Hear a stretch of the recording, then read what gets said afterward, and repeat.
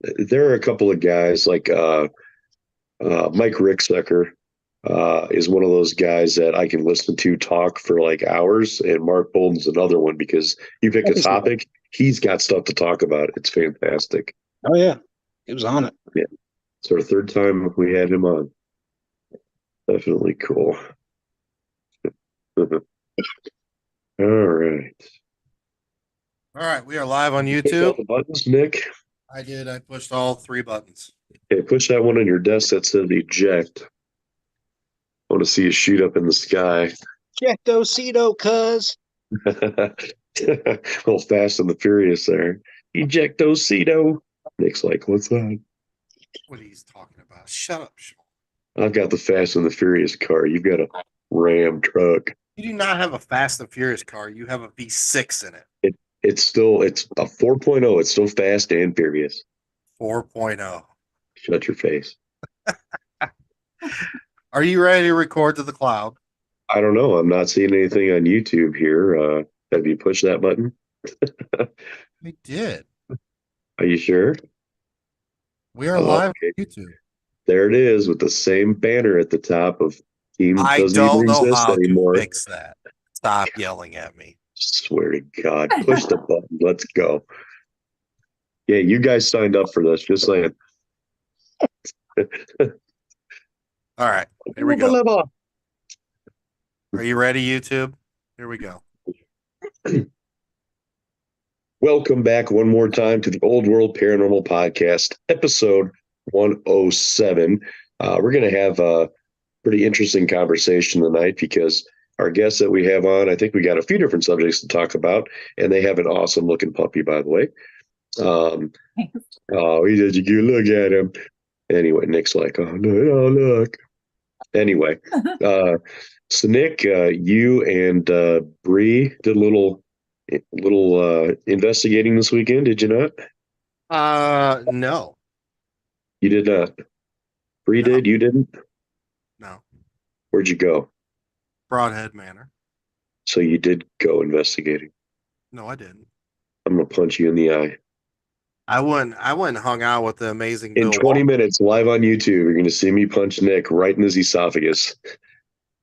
No, we went up to Broadhead so she can record an episode of Remotely Paranormal. Yep. Oh, look at that. New swag. Chris Smith, Hulu's Monster Inside. It was a fantastic episode. Yep. Best ratings, views they've had so far. So hopefully they keep moving up and up and up. Awesome. But yeah, no, I mean, only investigated maybe 2 hours, 2.5 hours. I mainly just was up there just chilling. Okay. Yeah. Well, did you have a good time though? That's not your first time to Broadhead, is it? No, it's my second time. Yeah. Second time. He's a two-timer. Broadhead is unique. Broadhead is what I call a true haunting. A true haunting. True haunting because it will affect you in so many different ways. I mean, obviously you have the residual, you have the intelligent, so you get the interaction there. You get a physical interaction, and then mentally, I deem this place in the same category as Bel Air because it will. I don't know if it's the spirits or the location, but it draws on your emotions, your mood, and it can alter it and change it quickly, rapidly. So that's why I call it a true haunting because you get so many different aspects when you're up at that location. Okay. I like that. True haunting. True haunting. I don't think we've ever used that term on here before, but I do love it. Not like the Conjuring House. That's a false haunting. Yeah, that's yeah. Still like to go there, but yeah. Anyway, tonight, episode 107, we have with us Phil and Amber Crank from Illuminate the Beyond. Nick, are you going to show them how you illuminated the Beyond earlier? I knocked my light over. Hold on, let's see if I can do this again. Look, oh. Can't see you anymore. I am illuminated.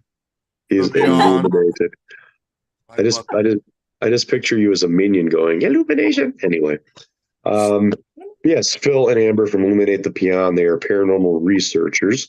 And that's one thing that I want to talk about tonight too, is people say, well, I'm a paranormal researcher. I'm a paranormal investigator. I'm a weekend warrior. What's the difference? So that's something I want to talk about tonight too.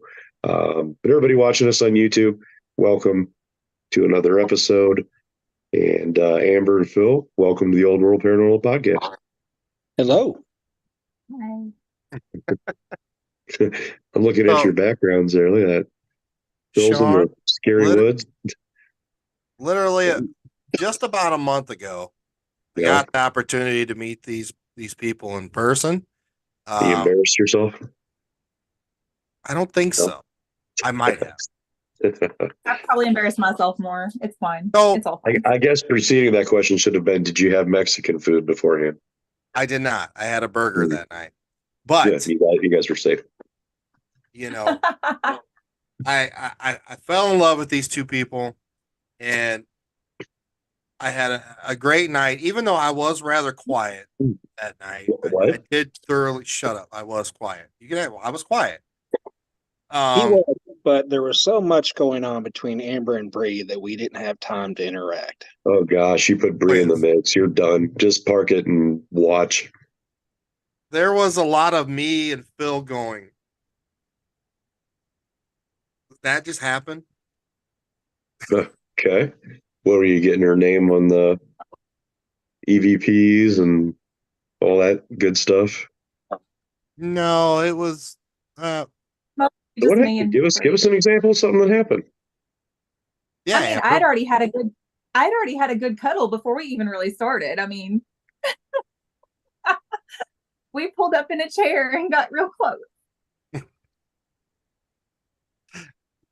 Super close.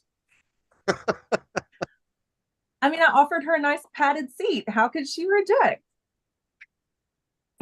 No, it was a good time. We had fun, and I want to apologize to both of you for having to put up with my snoring. Good Lord. I slept fine. That's terrible. They I'm used to feeling though, so I did snore, but I went back and listened. It was not near as bad as yours, and I was next to the camera. Oh, this is on film? I streamed for a little while down the hallway, but you could hear us in the room. So yeah, it kind of is. oh yeah, Bree streamed the whole night, so you can hear me snoring, farting, the whole 9 yards, like Oh, that's fantastic. 8 hours. Yeah. Better you than me. better out than in, I always say. Yeah. But no, I mean, I had a good time. I thank you guys for inviting me up to Broadhead. Hopefully, we get to investigate here again soon. Not Broadhead, Broadwell. I get those two mixed up. Broadwell. Broadwell. Broadwell. Broadwell. But there's a broadhead, right? Yeah. There's a broadhead. Yeah. See? I know. But before we get into wanting to know everything about the cranks and everything to know about Illuminate the Beyond, let's briefly talk about what has come out today. Are we talking about more bones at the Monroe house? Yes. So there is a bunch of messages in our group thread, and I've been so busy today, I haven't even read them yet. So I really do not know exactly what's going on. So I took Let's a drop screenshot. let's drop it and let's give our comments and see where it goes. I think basically, from what I've gathered, what it amounts to is Robert Goodman is I'm going to say kid because he's a young kid. His team is Dark Side X. Okay. And they're out of Michigan. So recently went to the Monroe house and they discovered some bones. Quite a few, actually. From the pictures, you're probably looking at a dozen or so. And I just noticed that they're actually in one of it looks like a Funko Pop box. So, a little, what a Funko Pop is. I wonder what that was. Yeah, that's what it looks like. One of those hard boxes. Well, they found the bones in the basement, which, first of all, I find extremely hard to believe because you would think that place has been fully looked over for bones. But anyway, Amber, story Phil, of have it- you been to the Monroe house? Yes. Yes. So you're familiar with the basement. Yes. I didn't spend much time down there, but yeah, I went down there. Good. I didn't spend as much time because we had kind of a larger group, so we kind of split up. And because the noise traveled so much, part of us tried to stay further away from the other part of us so there wasn't as much contamination. But I did go in the basement, and when I saw, because I kind of did a quick Facebook jaunt when I saw get posted, somebody else had posted, about it, and then I was like, let me do some investigating. So I went and looked, and stop, dude. And it's like having a toddler. But Too much. he said that it was kind of up in the ceiling by the stairs or something like that, and then he had to take a stick because there was a stalk of what looked like acorns, and that when he was digging out the acorns with the stick, these bones were up in that area, but that they didn't have to take any planks down or anything that like that to access it, that they just were like digging at it with sticks, and that they found all these bones up in that area. And I was both intrigued and also flabbergasted because, and I think Philip would also support my view in this, something found at the property is the property of the property.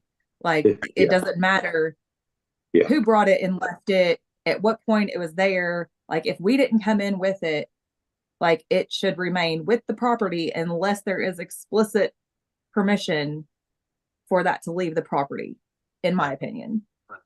So if there's a Q-tip on the floor and it ain't yours and it ain't Phil. Not my Q. Well, first of all, I ain't touching a Q-tip from somebody else anyway. I don't care if it's Philip.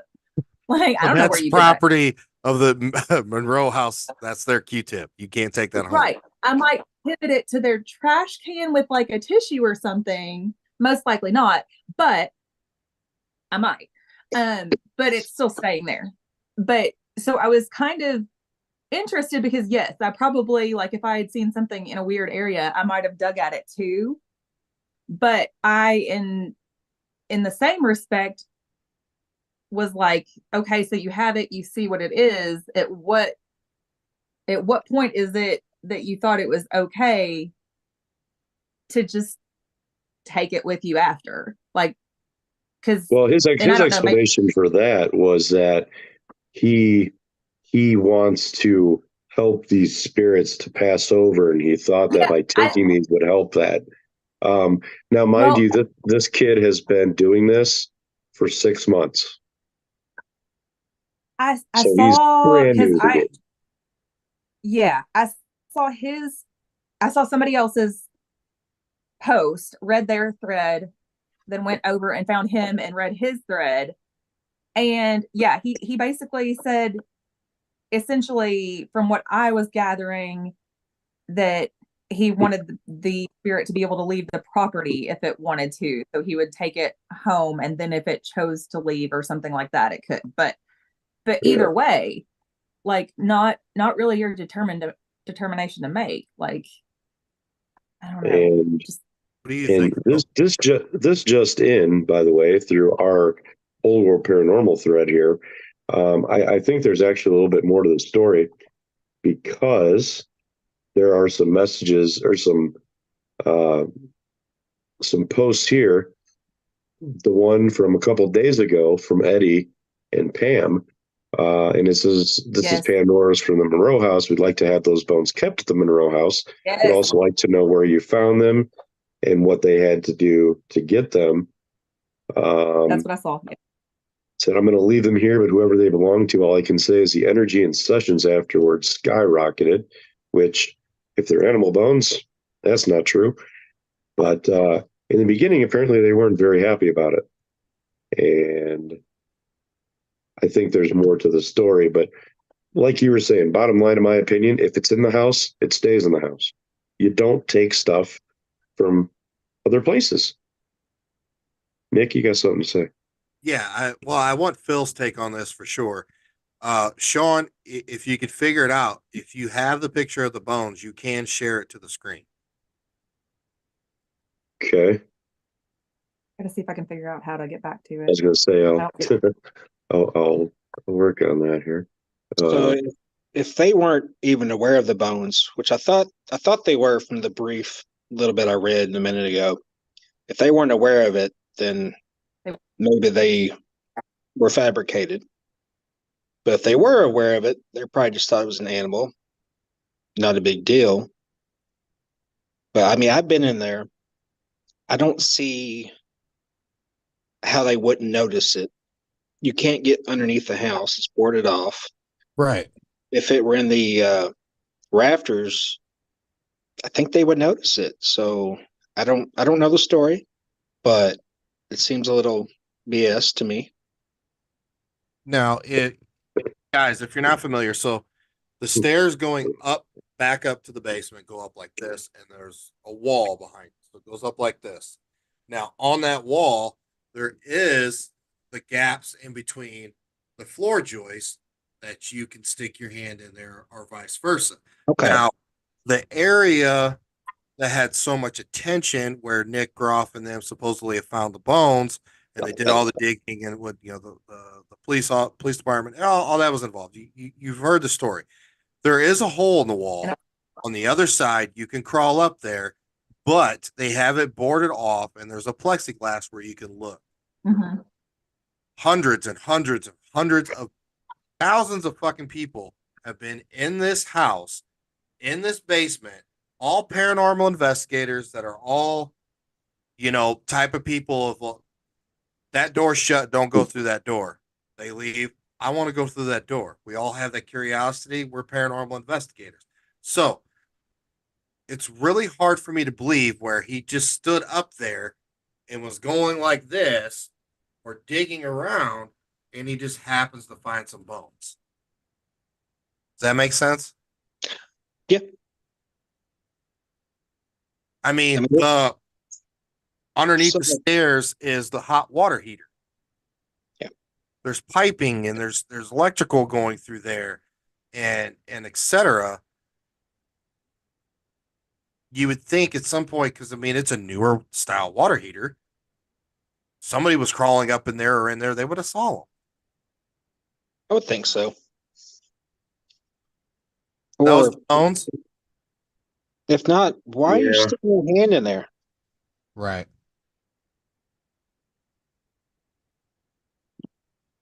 Those are I big can't bones. even Or is find that it just blown up? It's hopefully blown up. that's what I was saying. I'm having a hard Sorry, time hang on a telling second. I'm trying to get size two of- things in.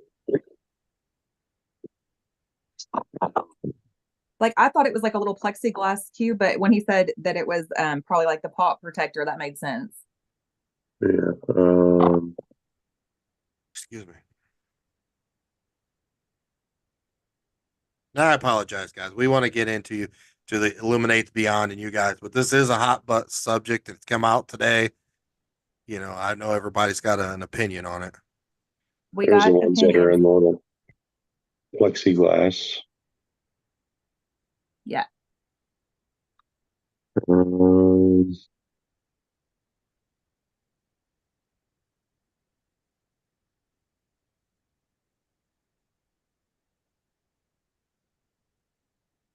What in the world? But what I saw basically was like Pam said, that they would want it back and that they could send back to them if they weren't anything significant. But obviously that they wanted to get it checked out. And he seemed like, happy that they would send it back to him after. But Right. Okay. what I read, I took it as he took it home. They will here be they going are, back all to together. Monroe. How could they be? They can't be Oh. human. There's no fucking way. Oh no. Well, they actually found a body in that basement. Right. Yeah, but the place that they found the bones, you can't fit. But the place that but the place they found it, unless somebody was like, you know, burying extra body bits in random places around the house, I just don't see that happening. Like, it's more likely that because they said that there were lots of like acorns and stuff. I would say it's probably, animal bones of some sort, but he also commented that one part looked like a jawbone, Yeah, I mean, I don't know much which I about took. bones, obviously. So looking at them, But I don't get an immediate, oh, that looks like kind of thing. but Phil, Amber, when they filmed that episode and found the bones, law enforcement was called in. They went through everything with a fine tooth comb in this place. That's why. And that That's why. If it was a squirrel, it could have got in there and died recently. So I think you would notice the smell. Somebody would have noticed the smell. We were in there, it didn't stink. they were kind of yellow bones though. Yeah, Well, something would have ate at it. Well, if the spirit stalkers were there in the basement and they had a rotting flesh smell, it definitely was demons. Definitely demons, 100%. They smell with them, don't they?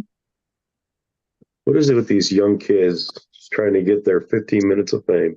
Kids these days. Telling you. I don't know. It's interesting. I don't know why they took it. They also said Travel Channel and Discovery Channel were interested in the find. No, they're not. Why would he contact them before Pam and Eddie? You know why? Trying to get famous, man. Jesus fuck. Who's this kid? Do you know this kid? He probably didn't mind taking them because they were his. Probably. I think it's all a hoax. Sounds like Does it count as a fine if you brought it with you? Fake news. Well, this kid, if it comes out and it is a hoax and the whole 9 yards, this kid's done. I think they're close to being done now for just doing what they did. Just taking them alone. That's not right. Anyways. All right, guys, let's move on. Let's find out about Illuminate the Beyond. So, Amber, Phil, you guys, married couple. Let's just go back to the beginning. Why the paranormal? Why did you individually both get into the paranormal, or is this a husband and wife thing that dove into you? So we watched Ghost Hunters every single episode since the beginning. Loved it. I've been interested, and 2 years ago, a coworker of my mom was in a group, and they posted some openings, and I was like, I'm interested. I like to check this out. And we went to Octagon Hall in Franklin, Kentucky, and I was hooked. I had so much fun, like once in a lifetime experience. Well, I won't say once in a lifetime. It was an amazing lifetime experience or first time experience. Mm-hmm. And then we joined that group and just started. We've been investigating since then.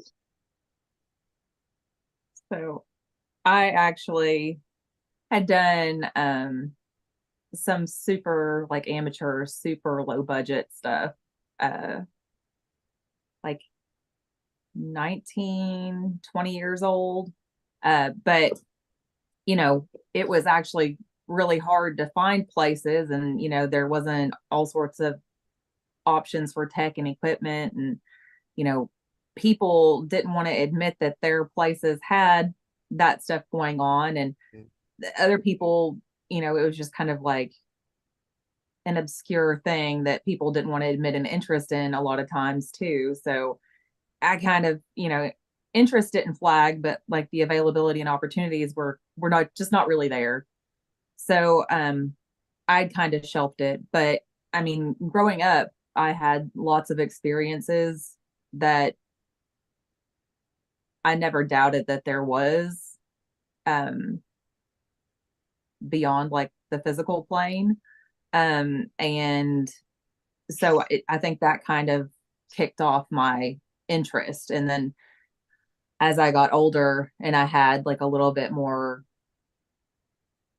like ability to research things, look into things, watch other people and their gifts, techniques, all that sort of stuff, it just kind of pushed me like into wanting to try it even more. And so, I was watching all the paranormal shows and Philip was watching with me. And then, we had that opportunity to go with the founder of the previous group. And so The then previous group that shall not be named.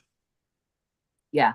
Okay. And so we took part in it. And then after that, like, it makes it a lot more realistic to have a team, because a lot of people don't realize that, when you're going to places that aren't private residences that are inviting you to go, you're paying to go to these locations, so it can be quite cost prohibitive if you don't have, a group of people.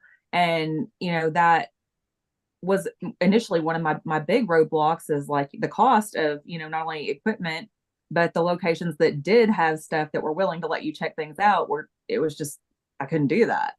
So it's made it a lot more realistic, especially now that, we kind of have our own little tiny little baby team, and we're able to team up with awesome people like you guys.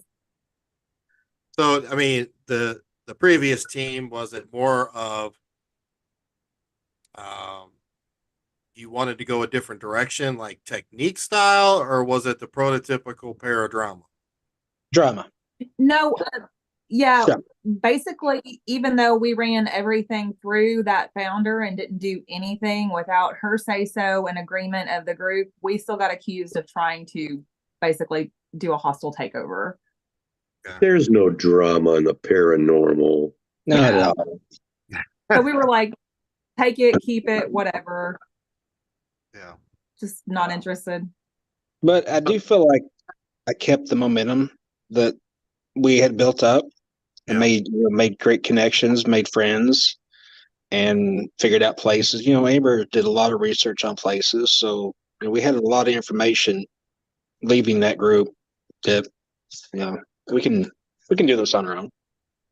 Yeah. So we have a couple of great friends with us now as well, and we've made good friends we still investigate with, so works out. Ironically, one also had the same experience essentially on that group that shall not be named, is now with us.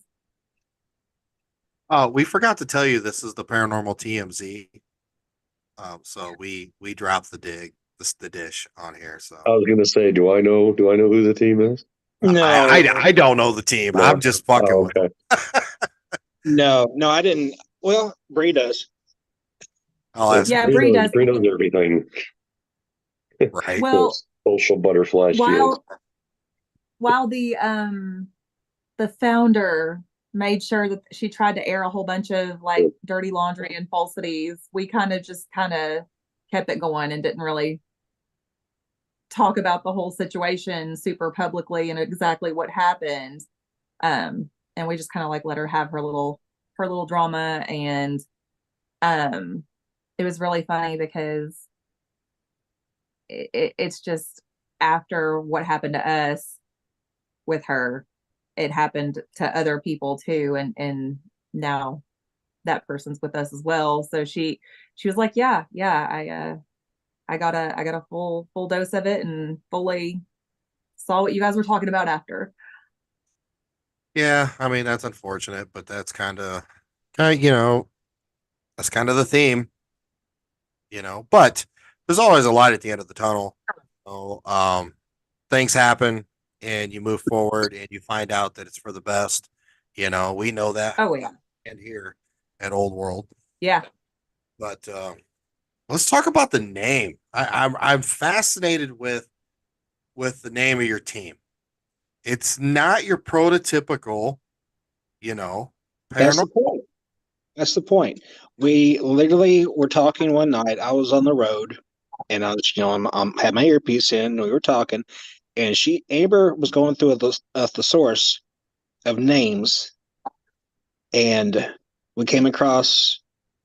We had a few ideals, but then she would research them, make sure, and then someone else would already have that name. It's like, okay. So I think I really liked Illuminate because it was different. And Amber really liked the Beyond, if I remember correctly. But we wanted to go a different direction with the Beyond, but again, it was taken. So we just made this one work. Illuminate the Beyond. Well, I liked Illuminate for a different reason than he likes Illuminate. He's like shining a spotlight on, I think, the Beyond, whereas I'm like Illuminate as in like, getting knowledge from, or, seeking knowledge from, so it's like more aspects of it.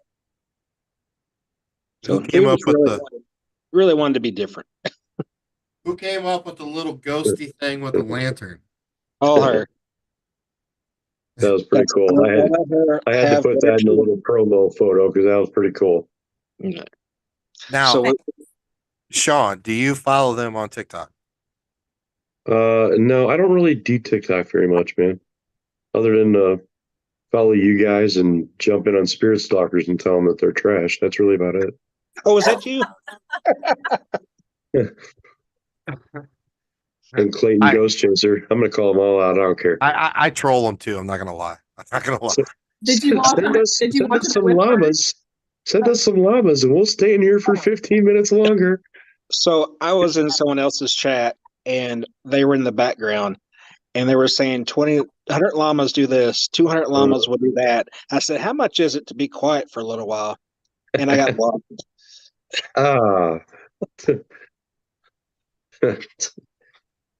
Silence is golden. But anyways, so Sean, I mean, click the follow button on a little bit. They make some of the best video, like paranormal video content. It is amazing. Yeah. I'm going to tell you this. So I'm sitting there in the condo park at Broadhead, sitting with Bill Walter, and me and Bill are watching, the show from there, and I'm texting Chris, and we're going back and forth, and Chris, for one of the challenges, has Bree sit in the women's bathroom in the very last stall. Now, this is where she's just blindfolded, sitting there, and then just talking about what's behind her. But the way she's sitting kind of looks like she's taking a shit. So let me pull this video up real quick.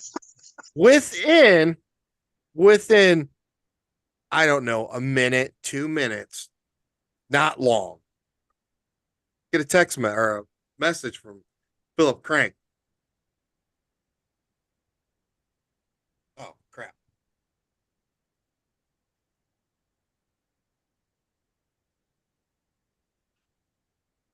No volume. Yeah, no volume.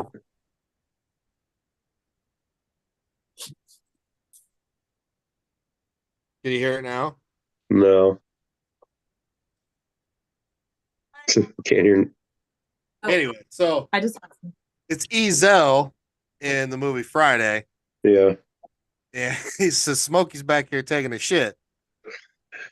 And he's like, I ain't gonna tell him. I fucking lost it. Hey, Bree says, love me some cranks. And L&M Paranormal's joined and said, what's up, my favorite people? Who was she's it? talking about L&M Paranormal. They're amazing. They're awesome. I follow them. But I'm constantly, I see your guys' your TikToks. I'll like it, share it, like every time. I just followed you, so we'll check them out later. Thank you.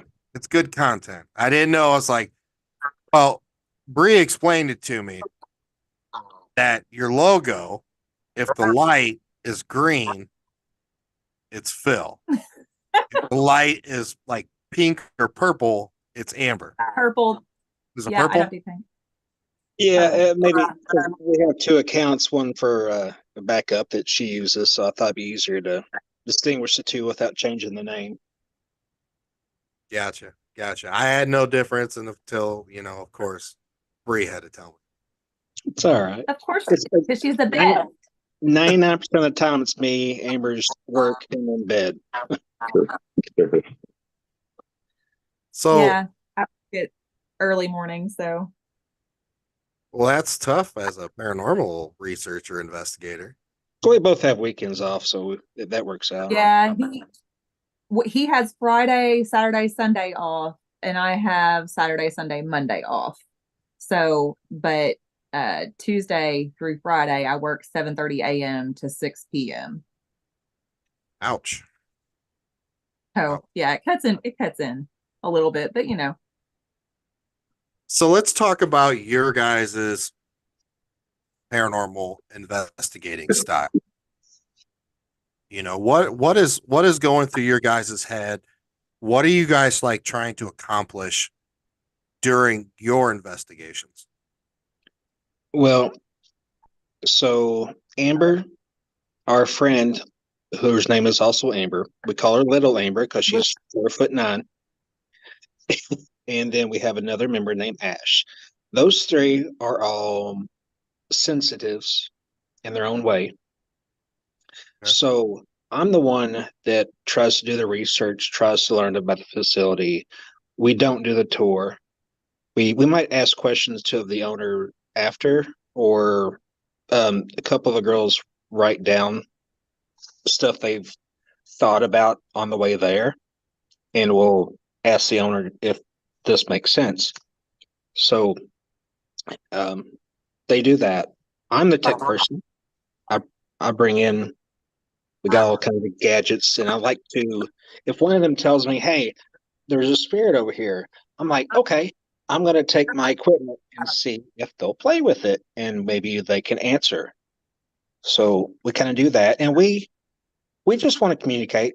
We're not trying to do silly things. We just want to talk and hear their story, anything they want to tell us. This is their house. We're guests. We're just trying to find out what's going on. Right. Just kind of like learn their story and get some interaction. I love Yeah. having meaningful conversations and getting like I had an extremely meaningful to me conversation with a spirit at a facility, and through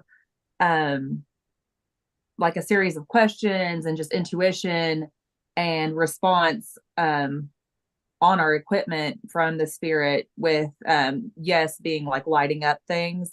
And it was really funny because the spirit would get really excited, and it was like, yes, it would like wind this music box for a really long time before it would let it go. And if it was just like, yeah, it would like just pump it like once. And if it didn't do anything, we were like, okay, we're going to give it a little bit. And if you don't do anything, we're going to take that as no. So we would like give it a little bit. If it didn't do anything, we would just kind of move on. And we were also getting corresponding like REM pod activity. It was just really interesting. But we basically found out that it was an African American gentleman that had started out as a slave in the South and made it north to freedom. And then when the war broke out, he felt like he needed to fight so that other slaves could have the freedom that he had. So he fought in the war. But we were also able to find out that he didn't feel like his sacrifice made a difference. So, and we were very much so wanting to let him know that his sacrifice did matter, and that people now were viewed much differently than they were then, and that he would have had all the rights and privileges legally that we have. And it was really interesting because little Amber can actually see spirits, and I kind of more like sense energy. I'm kind of like the sniffing dog, I guess. Like I'll be led to a certain area just by the energy or whatever, and then we just kind of like let it develop. But we went up into the attic, and this spirit did not want little Amber to see him. And so I was like, you know what, let's kind of leave him to this area. He's obviously not comfortable. And she said he really never let little Amber see him. However, he let me get a glimpse of him messing with one of our machines.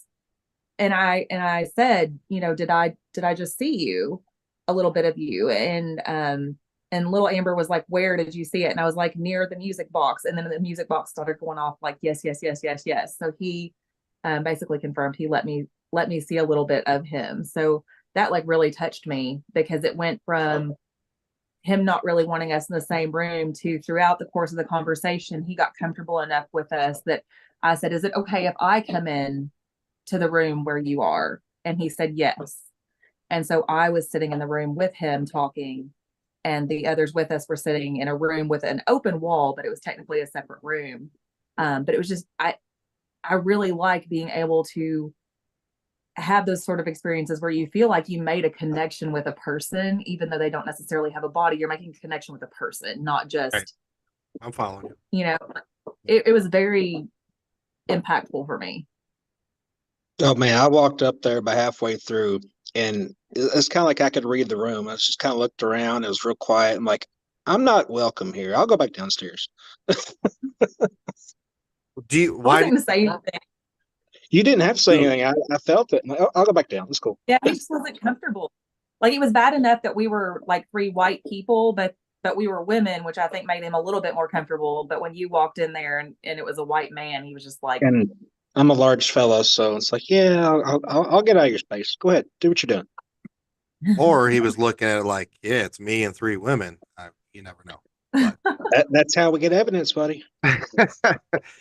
did you happen to find like what tied? I mean, you gave him his story, but what actually tied him to that location? Why he was there? no, because that to be location's- honest, by the time Um, that was used as a hospital during the war. But we did find out that he was treated there, but we were not able to get details as far as answers about if he passed away there, because by that point it had taken a lot of working up to get him comfortable with us and answering questions and kind of get a flow. And we said, I said, I kind of get the feeling that you're getting a little drained. Like, do you need a break? And he said yes. And so we were like, okay, like, I completely understand it. We're a little drained too. You know what? We'll go downstairs, give you a little break, and then we'll come back upstairs and talk. Is that okay? And he said yes. Well, we went downstairs, gave it probably like 30, 40 minutes, kind of like recharge energy drink. We came upstairs. It was like the environment had completely changed and other things had crowded in. Gotcha. And I think he had just kind of like gotten pushed back to the corners of the area and just wasn't comfortable anymore.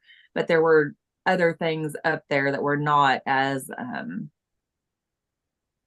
I think friendly. some of them weren't even honestly good, but some of them were not friendly. So the just environment and the atmosphere had shifted by the time we got back up there, and we didn't get to really have more conversation with him, which really upset me, because with the location,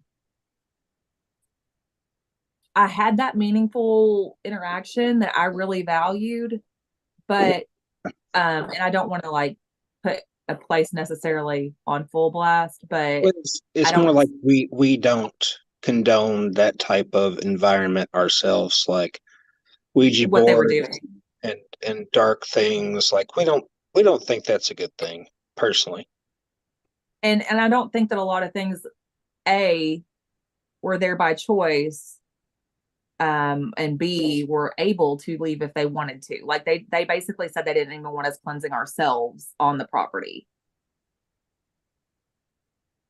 Well, that was going to lead to my next question is,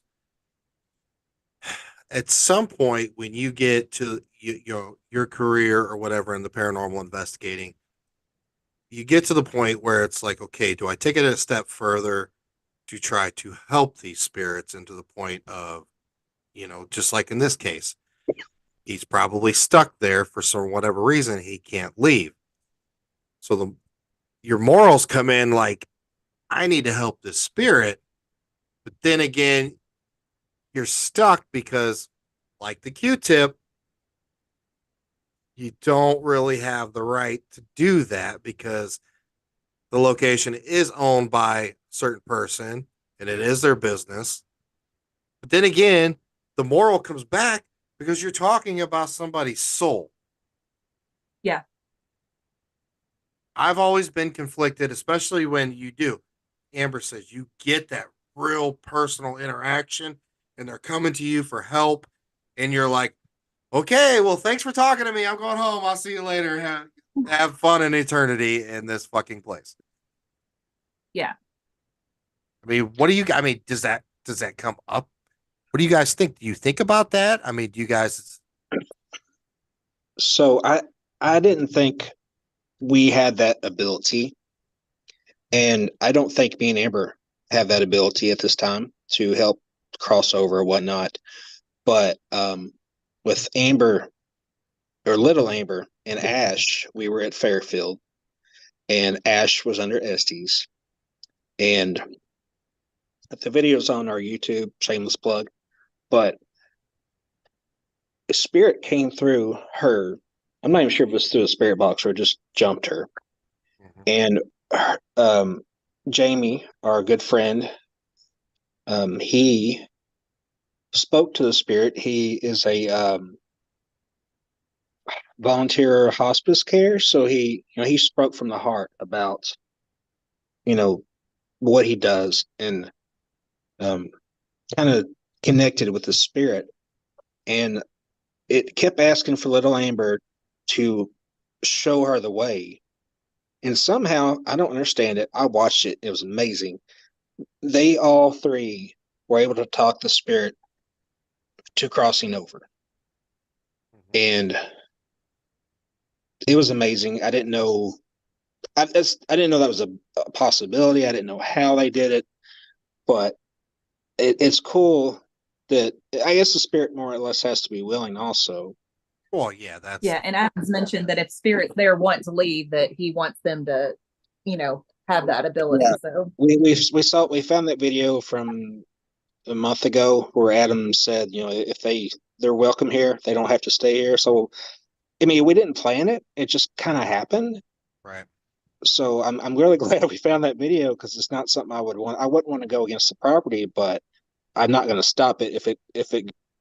I wasn't wanting to stop it from happening. I was worried about Ash because she was under for about an hour, but that's the only reason I would have stopped it. I'm going to tell you now, you guys do have the ability, and it's a lot easier than what you think it is. You don't have to be a medium or anything like that to do it. We can talk about that later. But I'm glad that Ash and Amber, and you said Jamie? Yes. Jamie got together and helped that spirit. Yeah. It pulls on my heartstring because obviously our bread and butter is doing residential cases, and sometimes it's the living we're helping, but sometimes it's the spiritual side, and sometimes some other aspects. But we go to all these big places, and people could sit here and say it's no different than the bone situation at Monroe. It is, and I'm going to explain why. Because sometimes when you go to these locations, these spirits know you're going before you know you're going, for one. And when they 100%. know that a certain person will be there, and they know 100% that this person has the abilities to help. Okay? Now, what happens is sometimes, especially if that person has a good reputation of helping the spirits cross over, you're going to start to get a lot of spirits that are in the surrounding area will come to this location. This gentleman that you guys helped cross over, or was it a lady or was it a gentleman? No, it was a girl. It was a female. Her name was Marie. I was getting the two mixed up. My bad. You helped her cross over. she might not even been in that facility or in that situation. She could have possibly came from somewhere else. So it's not like you took away from Adam part of his business. You know what I'm saying? Well, the questions leading up to that, she said she used to work there, take care of the children. So, but again, Adam posted a video where someone told him one of the spirits wanted to cross over. I don't know if it was her, and he was okay with that. So again, I'm glad I saw that video, but it was after the fact. Right, right. But yeah, I definitely agree. And we've actually talked about before how, some of us have spiritual baggage and that follows us to a location. And who's to say that, they don't want to take like a mini vacation, I feel like spirits have the ability to go different places. They're not necessarily always with one person or one place or one item. Just because there is an attachment doesn't mean it's like a chain. I feel like it's a magnetic attraction to that thing, that place, that person, but they aren't necessarily locked to it in a lot of instances. Right. And one of the spirit that I spoke with, that was the African American soldier, he actually confirmed that he could be across a room and set off a piece of equipment without even going to it. You know what I mean? So that just there further instills that belief in me that not only can they project themselves other places, but that their energy and their mentality can also, I feel like, be split sometimes. Right. I will 100%, if I feel like the communication, or if Bree tells me I feel like that spirit needs to go, I will do it. If I get banned, I get banned. But I will 100% do it. Sean can attest to this. Even at the Bell Mansion, we had so many damn spirits in there, and I knew, hey,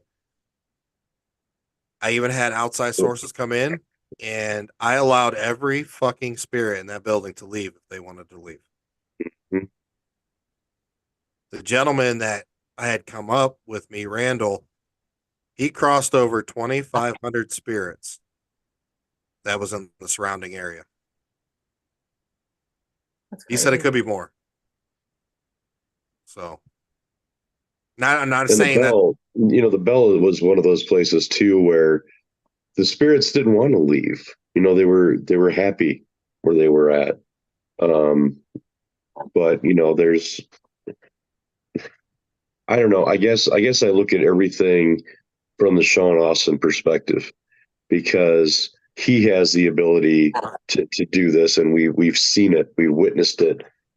In one instance that it affected me really deeply. he cried like a girl. I did. I'm not gonna lie. It was the next day when it finally hit me. But yeah. Get it? But like Nick was saying, people like that are beacons that can just be seen for miles and miles. And I don't think that these spirits even have to be close to somebody with that ability to do it. They can be wherever they're at. If they're, in a slightly different dimension, whatever. I think that light can be seen everywhere on the other side. But you've got people like this kid tonight talking about even doing this for 6 months and he can already pass on spirits. I don't think so, because so young in doing this. Well, let me tell you why, Nick, while you're shrugging. Let me tell you why. Because being so young in this, you don't really know exactly what it is you're dealing with. You could be thinking you're passing something on, but in the meantime, you could be communicating with something that has other intentions and is trying to make you think something. You have to have that discernment, and I think that takes a very long time to learn.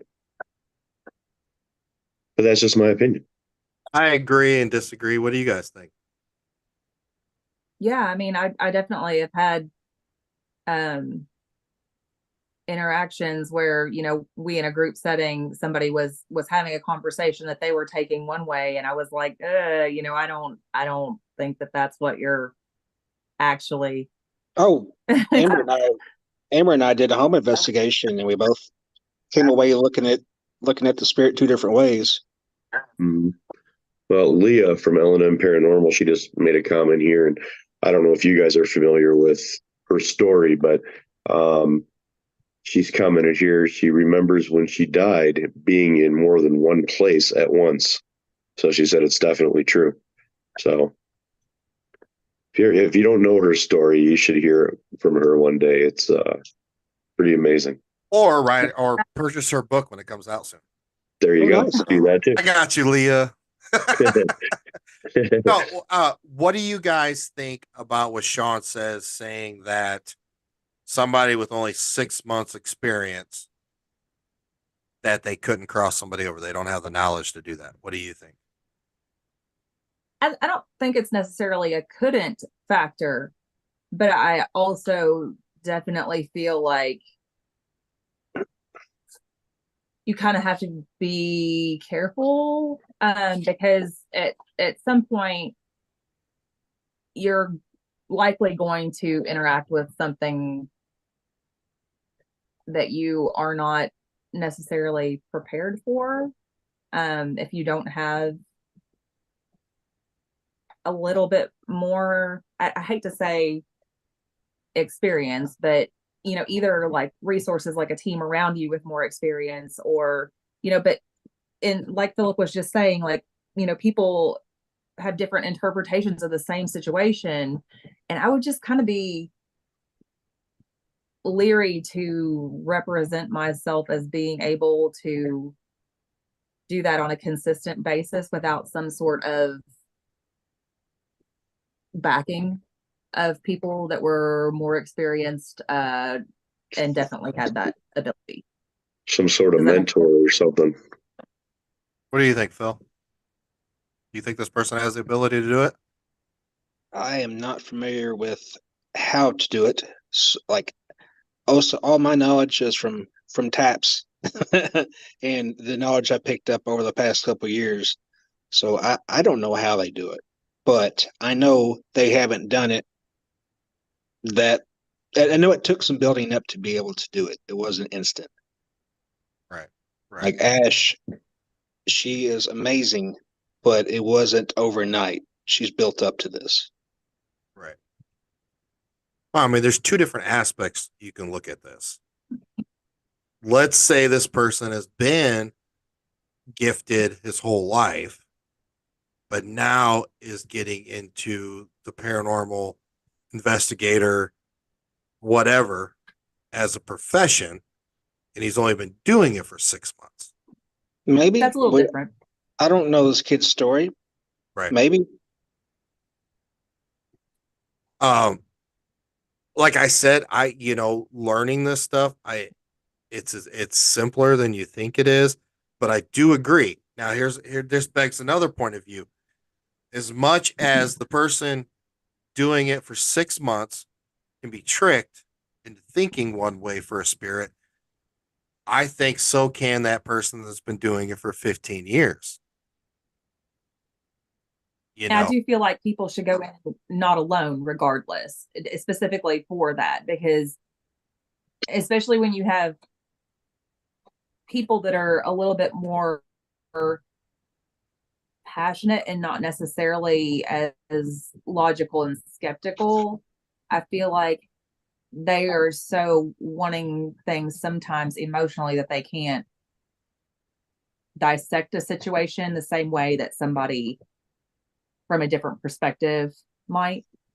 And I feel like if there's more personalities and more people involved, you almost get like a more true sense of like what really is going on, because you can kind of dissect the situation, get different opinions, and feedback kind of throughout the process of just like interaction about what might really be going on. Does that make sense? Yeah, absolutely. Now, I'll give you this scenario, and I want to answer for you guys. Okay. Sean and I are on an investigation. Okay, it's just me and Sean. We're communicating with the spirit. I believe it's a 22-year-old young man. Sean is like, nope, It's not that. It's something super negative. It's a negative entity, blah, blah, blah, blah, blah. We're in a disagreement on this. Now, Sean has not partaken in crossing spirits over, but I have, and I want to go ahead and do it anyways. What are your thoughts on that? Do you think I should do it or not do it? It makes you feel better. I go back to communication. I would try every way I could think of to communicate with that spirit to see what they wanted. Do you want to be crossed over? I think I have a pretty good BS meter. So if they start BSing me, I think I could pick up on it and figure out how to treat them rather. What do you think, Amber?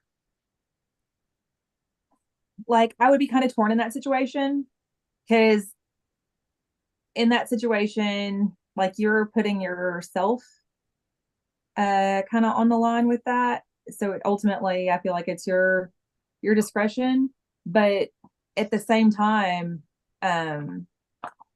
like, I don't not support your thought of it, but then I have to think about it from the perspective of, is there even more than one thing there communicating with you guys? Like, that's causing one of you guys to get one perception and the other one to have another perception? Because I kind of feel, from everything that I've experienced, that, spirits are mostly people without bodies, and they have preferences. And just because one entity or spirit is speaking with you doesn't mean that same thing is speaking with somebody else. So even on SDs and methods like that, and I've explained this kind of theory to Philip and others as well. People don't all hear the same frequencies the same. So somebody can listen to literally the same SD session and get completely different information than somebody else, because tones, voices, sound levels are going to be different for every single person listening to that session. So I think it really, it even could come down to, how are you communicating with that spirit? That could it be more than one thing that you guys are picking up on? Right. Yeah, I mean, that's a totally different hypothesis on the Estes session, and I think you're 100% correct. Now let's flip the table here. Let's say you two are out. It's 2 years from now. You guys are well more versed into it. You feel more comfortable. You guys are sitting here doing a session, and you have all this information. Amber's like, I want to move them on, and Phil, you're like, I don't necessarily agree. What do you guys do? I mean, I don't have enough information to make that Mortal assessment. Kombat. I'm not versed in like crossing things over. So how much of a risk is that to me to try? Well, I'm saying 2 years You know, from now. Let's say you are versed. You've crossed some spirits over. You are comfortable with doing that, but you two are investigating. You run into a situation where you're like, I feel I need to cross this over, and Phil's like, no, I don't think so. I think it's something else. Like, what would you guys do in that situation? Fight to the death. Just like give Phil the right hook, knock him out, and do it anyways, or Yes, honey, whatever you want. Yes, sure. Yes, dear. this come down to I'm the just husband like, and wife aspect. Look, we have known each other for 36 years. No joke. So when it comes to agreeing on things, we're usually on the same page. Yeah. So we're probably a bad example. That And is the Nick, I'm most gonna throw that ball answer. back in your court, Nick. Since your example involved you and I in that situation, Yeah. what do you think my response would be? You typically stick to your guns and I don't think you change your mind or your answer. But I would probably flip you off and do it anyways. Well, that's partially true. Um, I would let you do it for a couple reasons.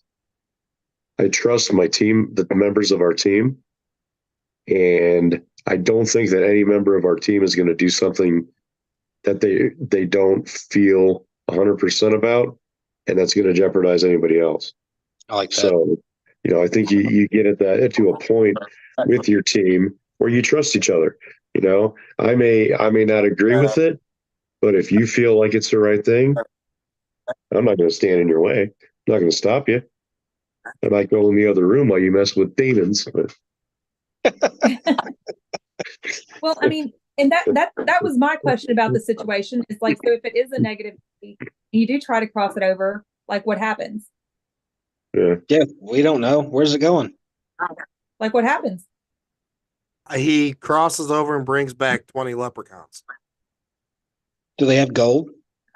I hope so, because then it'll be worth it. Yes. well, trust me, it's really an experience when you know that they've crossed over and you hear it verbally that they've crossed over and what they've seen as they were crossing over. I helped a gentleman Christmas morning at Randolph County Infirmary. And Sean's right. You go through the steps and you think everything's right, and then you ask the questions afterwards. And when you hear the response, it's like, it's chilling. It's like, it's euphoric. I don't know. It's an amazing feeling to hear that response, or a response from somebody else that decided not to go, but said, yes, he went, or something like that, Yeah. I don't know. It makes it worth it to me, Well, my one and only instance with Ash, like as soon as the spirit crossed, the spirit said goodbye through Estes. I'm going, and once she was gone, Ash had been underneath for an hour. So I'm like, okay, you're done. Break time. So knowing that now in the future, I'll ask more questions. But the time is like, she's been under way too long. This needs to stop. Now, were you both in the area when this happened? Amber I wasn't wasn't with us. Unfortunately, she had work that day. And I was with, our whole team was there. Ash, Amber, Jamie, and the Grimm guys. All of us were sitting around recording Ash under Estes. Did you feel an energy shift in the room when it was done? No. Okay. But I'm not sensitive. Okay. Did anybody else refer to that in the room? I feel like Ash and Amber, little Amber, if I remember correctly, both were Oh. like, Well, they were bawling. They were very emotional. So they felt it, I believe, because even when Ash came out, she was crying. I'm like, let those emotions go. I don't think they're yours. Because, she was under Essie. She's just repeating words and feeling everything. Do you feel at that time, because I've watched some people that are mediums doing Estes session, and at some point you look at them like, are they just getting that voice in their head or their third eye, or are they actually getting it through the spirit box? So Oh, yeah, I've had that. Our last team, she was able to do both, and I never got around to it. But I have a recorder where I can run it through, kind of break it up between the speaker or the headset, and I can record. Now, I haven't done that yet, but I want to, so I can see or try to hear what they're hearing, because I can't hear for nothing. I don't do SCs. I can't hear again. So I still want they to. always I still want to record so I can compare and learn. Yeah, go ahead, Amber. Oh, they always ask for Philip constantly.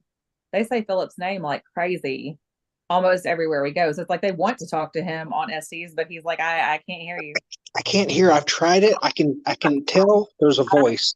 I just can't make out the words. Right. Gotcha. It is difficult. I'm not going to lie, but it also begs a different that maybe the messages aren't meant for you that night. They're meant for some other person that's with you. Maybe for some reason, one of the people in your group, they're more apt to talk to versus the rest of the people. We had that at we had it at a jail where through the spirit box, they asked everyone to leave the room, and everyone left the room except for the person under and me asking questions. And with my TikTok live recording, I caught an audible whisper in my ear. Disembodied voice. Right. Thank you. That he heard at the moment. He heard it at the moment, but everybody else was in the hallway that wasn't under. But I was like, did I just hear something? Did somebody whisper? I had to yell. Did somebody whisper? They were so far away from me. And they're like, no. I'm like, okay. And I played it back. I could hear it clear as day through the recorder. I'm like, okay, that's cool. Well, the upstairs room at Broadwell, let's talk about the disembodied voice that was caught. That was sick. Like I had to amplify it to make out. I thought it was one word. It turned out to be a full sentence. You have Ash, Bree, Amber, myself, and Phil in this room. Now we're in here. I'm just sitting there, just in La La Land, just staring at my screen. But you guys are, getting going, communicating with something in the room. And I don't know who said it first. It could have been Ash, could have been Bree, could have been you, Amber. But somebody said something about, did you hear a voice? Bree asked if I heard a voice, and I said I thought it was Ash. And it was funny because we were kind of set up like a triangle. Like Ash was on the floor, and then Bree was kind of like here to my left, and then I was here, and it was almost like the voice came from right in the center of that triangle, because we pretty much all thought it was each other talking. She's like, did you say something? And I was like, I thought it was Ash. And then Ash was like, it wasn't me. And I was 5 feet away. I heard it. I'm like, why are they whispering to each other? They're right next to each other. So Phil across the room, sitting on the floor, heard the disembodied voice. Mm-hmm. Only person that didn't hear the voice was me. I think you told this story. I think I've heard you tell this story. You said that was her asking if Amber had whispered. So it begs the difference. Was I just in La La Land, not paying attention? Imagine that. Or B, right? Or B, was that not meant for me to hear? Right. Well, I mean, we've had experiences at the Bell where one person has heard something clear as day, and I was like, what? I remember one time specifically. Well, maybe I didn't know she was there. We were just talking about you farting glitter. Anyway. So maybe the spirit was on the other side of Bree. Maybe something or someone was blocking it from you hearing that whisper, where it was projected at me and amongst them. So I'm just guessing. Maybe something blocked out from you hearing it. Or maybe he doesn't have that specific tone that he hears it well. Like it could have been like the tone of that spirit's voice. It's just not something that he. I mean, it sounds like a female. I mean, he's a guy. Well, I was going to say there are scientific studies that men don't hear the frequency of some women's voices, and that's why we're always like, "What? Did you hear something? What'd you say?" Exactly. No, I'm gonna say Nick was probably just focused on what he was doing and missed it. I mean, it's happened to me before. Like I said, everybody else in the room would hear something, but I was just not paying attention. So I did put it on our TikTok. I tried to enhance it best I could, but playing it back in the car on the way home, we kind of hear there's something in there. But when I amplified it, it says, do they think something is in there?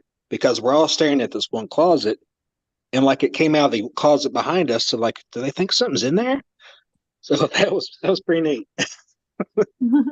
Now, it's a male voice, correct? I thought it was female. Okay, female. That's why I was getting confused because I was pretty sure that all the ladies at that moment said all three of them said it was a female voice, and I thought you Yeah, said it sounds. Oh, Yeah, I it mumbled. sounds like. Sorry. Yeah, he does mumble. now that makes sense. That makes sense. Sorry. I don't know. There's so many different aspects and ways you can look at every piece or every technique or everything we're doing to, investigating, to research, to, even our morals in some cases, you know, it all Well, and ties that's the back. thing. It's not an exact science. Like this is all, We're like all what works for some people isn't going to work for other people. What works with one spirit isn't going to work with another spirit. It's just, I wish it was kind of an exact science. It would make it a lot easier. But a lot of people don't understand that there basically has to be different approaches and different equipment because there's no standard that's going to work in every situation. Oh yeah, some spirits might have interacted with one device over another one, and they know how to manipulate it. So why not put them all out? See which one they can work with to answer questions or communicate in any way possible. Now, as far as equipment or techniques, any form of communication, new experiments, where do you guys draw the line? Just we come in with respect. I'll have spirits start on me, and they might be picking, they might be mean. I match energies, so if they start saying they're a demon, they're Satan, they're whatever, I'm like, no, you're not. Knock it the F off. Let's go back to, just talking. We were at a friend's old farmhouse, and the spirits through the Estes were giving me absolute hell. But we were all laughing. It's something I would do. And when my buddy came out, he was like, they were joking. I'm like, I felt it. It's cool. I would pick on someone. They picked on me. It's cool. Right. Like rode him hard, like told That him was to shut bad. up. He turned around and said something. They were like, he just doesn't listen, does he? And I was like, I know. Like I always tell him he doesn't listen. I was like, I'm Like, gonna go outside and check my camera in the hallway. As soon as I stepped out of the room, he called me the C word. I gotta find that. That was funny. it was hilarious. And I took It my was buddy from high school who's never done Estes. I say, all you gotta do is put these headphones on and repeat what you say. That's what came out. like, So- yeah, repeat what they say. Wait, whatever you hear, repeat it. And so he Yeah. was Sounds Full like an sentences. Esther session with Jen from Bumping the Night. Yeah, it does. Every other word is some kind of cuss word. Nice. Would Every you time. guys, if somebody came to you with an awful wall experiment to try, would you be apt to do it, or wait for like somebody else to do it to see how it reacts? Um, I think I'm pretty open. Like, I- depending on if there's something that seems like it has any sort of basis in it, like of reality. Like if there has to be some sort of thread of it making sense at some juncture to me. But as long as there's like even a vague thread of it making sense, like whatever. Again, it's not an exact science. I'll give it a whirl and see what happens. I had a location where they had a Ouija board, and someone asked if I wanted to do it with them. And I said, do you know what you're doing? They said yes. They did not know what they were doing. And I get everyone took screenshots of my face looking at them like you're full of shit. So I was willing to try it, but I would never do that again with that person because they don't know what they're doing. They lied. Right, right. I mean, I guess that it all entails, do you trust the person? Right, Persons, I should say. right. And I didn't With it. fully, but I was willing to try, and then they proved to me not to trust them ever again. Right. Trust is big with us, like real big. Like there's a, like there's people that we know that when they do SDs, like partly what comes out is intuitive and part of it is what they hear. And they've told us that. But as And long as then, as long as they can't hear what I'm yeah, asking, as long as I can know I can hear that spirit box, I'm okay with what comes out of their mouth. If they answer my questions, I know they can't hear them. Right. mhm. It's when you have somebody that um is basically taking advantage of being under and you trusting them and not actually getting information through either way, but rather just responding to what they're hearing because they're not doing it correctly.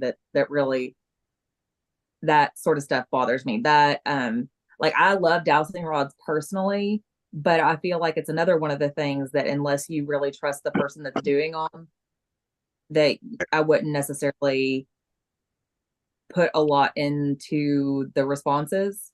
But I've been But wanting to try I this. also, Sorry, go ahead and finish. I'll say it after. oh, I was going to say, but I also don't ask questions that I know answers to because I don't want to try to project any sort of energy one way or the other. And I think that sometimes because the rods are energy and people can push energy through rods and get the answers that they want if they know the answer, Right. whether it's subconsciously or on purpose. So I always, and that's one of the reasons I like to go in blind. I don't want to know an answer to something and try to get something that matches what I inherently already know. I want to form a connection like I'm just meeting somebody without a whole bunch of background baggage. And I think that's one of those situations, just like SDs, where you kind of have to trust the person that's doing it a lot if it's not you doing it. Right. So I watched Night Song Paranormal one night, and I don't know if they came up with this or who they got it from. I don't know. But they treated dowsing rod session like Estes. The person with the rods held them, had headphones on with white noise. They couldn't hear what was being asked. The person behind them was the one asking the questions, and they couldn't even see the rods. I think they've had their back to them.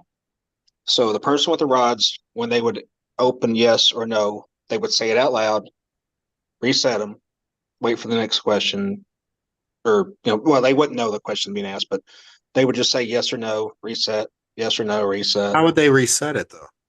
They just drop them down. Well, well, let me rephrase. I know how to reset it. Well, how Okay. would they know to reset it? They don't. They would just answer yes or no, Okay. reset, wait, yes, no. I mean, this obviously was a slower process, and I can't quite remember, but the person asking the questions, I don't think could see the rods, but they would hear the person say yes, reset, no, reset. It was something like that. But I thought that was a good idea. No, That I'm way, digging it. I'm digging it. yeah, it's kind of Estes with dowsing rods. I'll have to, the Barbie from Night Song, I'll have to ask her more questions about it. As far as like trying stuff, I feel like one of our friends, Jamie, who was with Philip the night that they were Fairfield. with Ash and Amber and the spirit that they thought they crossed over, think they crossed over. He actually built us like a copper, I don't know, it's like a pyramid dome type It's thing that you can sit under when you're doing basically SD. a frame. Mhm. I've seen it online, and I saw first time I saw it was with I forgot his name. Help me out. I have to think on it. Anyway, they had just a pyramid copper frame, and the person would sit under it doing the Estes. And And it's got hanging copper quartz. had a crystal at the top. The idea was to add more energy. Copper's conductive. And the couple of times we've used it so far, it was pretty productive. Shane Blythe. I saw it for the first time with him. Okay. Yeah, I mean, here's another thing for you. What are your thoughts on EMF? I typically do lives, so I don't even run EMF because I am emitting EMF from my phone, so it's pointless.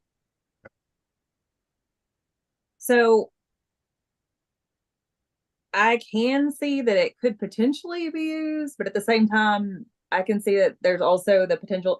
I always like to get the same information in more than one manner if possible, because it's kind of like a confirmation system. But, obviously that doesn't always pan out. I can see that EMF, like I have used a K2 for communication.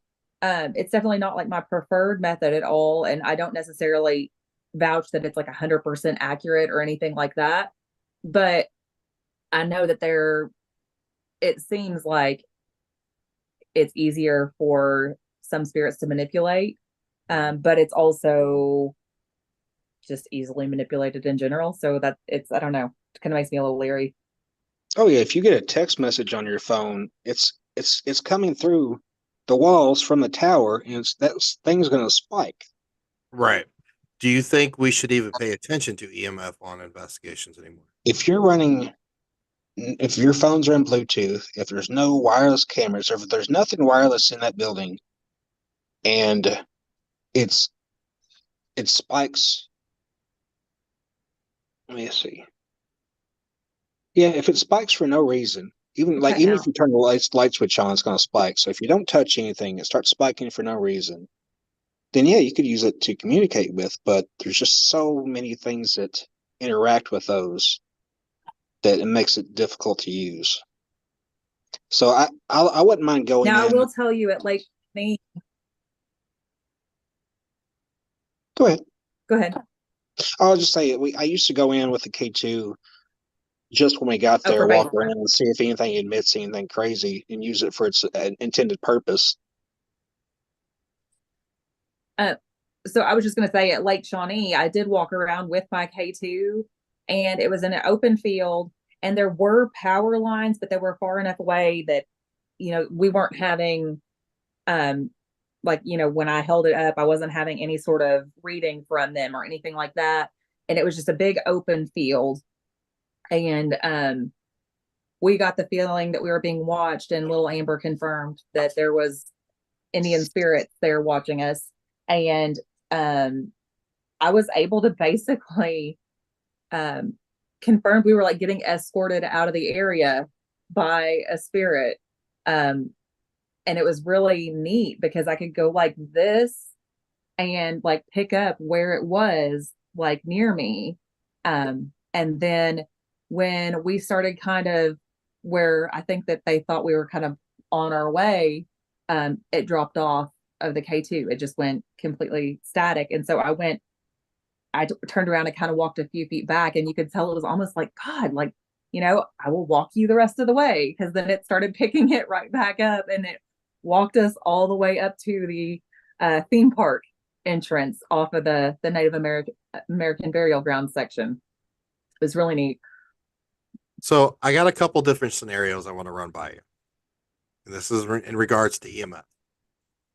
So the old school, we'll say old school, because now people are talking old school, new school paranormal investigator. Anyway, shut the fuck up about that shit. We're old school. We've been classified as old school. Go ahead. Yeah, I got told that I was old school because I don't get dramatic and call things the D word immediately. So you walk into a location and you're going around, you're doing a baseline. Okay. You walk in this room and you're getting 10, 12, 13 milligauss hits in this room. And you're like, oh, whoa, there's too much EMF in here. It's contaminated. We can't investigate this room. Okay. Now, you walk around, everything else, it might blip to 1 or 0.1, this or that. Everything's pretty low. But this room, it had the exuberant amount of EMF. The paranormal investigators just totally disregarded that room because they think it's contaminated. Now, later on in that evening, they're getting nothing. So little John Schmo goes to his equipment bags and pulls out an EMF pump, puts it in a room and lights the room up with electricity or EMF to give the spirits energy to communicate. Why not just go back to that room where you were getting the 12, 13 milligauss hit? Do you think so that's the right thinking there?